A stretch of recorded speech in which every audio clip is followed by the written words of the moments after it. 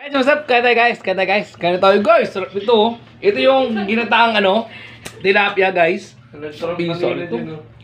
Sumigaw mo kanina. Tapos meron tayo ditong fried rice. Fried rice tayo guys. Fried rice. Fried na rice ba guys? Fried na rice ba?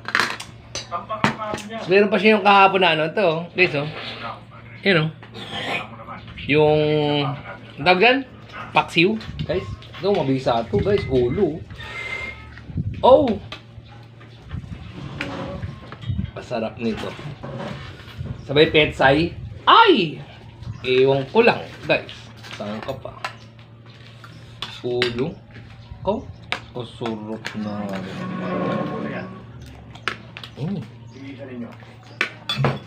Pagkatapos na ninyo. Tap. Sino nga gila na? Petsay lang. Mabisa na guys. Swarsa lang. Swarsa. Hanap-hanapin mo lasa niya. Papatayin nila ito kapag pag-iusap ng mga tao. Meron tao nakaandang magbigay ng aking. Yun. Ginataan.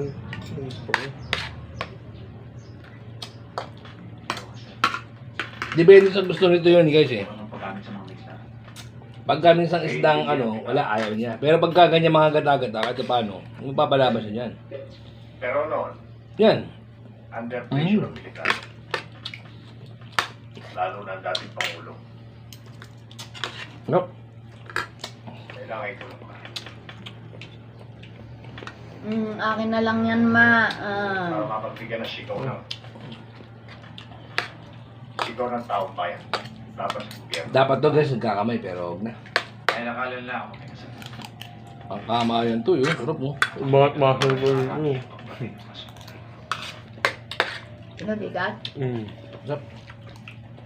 Sigaw ako eh. Matagal na yun. Pero hanggang ngayon, narito pa rin ako. Ako nagpapahit sa kanila. Hindi na ngayon. Parap ng gata. Kaya ako napalit. Kung papayag ka.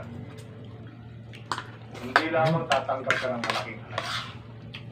Magkakaroon ka pa ng kalayahan. Ba't kaya? Sa tingin mo ma? Sigurado lahat ang kaso. Sigurado lahat ang records mo. Lalakad na. Kaya kung gawa ng paraan ka. Mabigyan ka ng absolute. Kakalabas mo sa gabi yan. Ayaw mo akong gusto. Oh.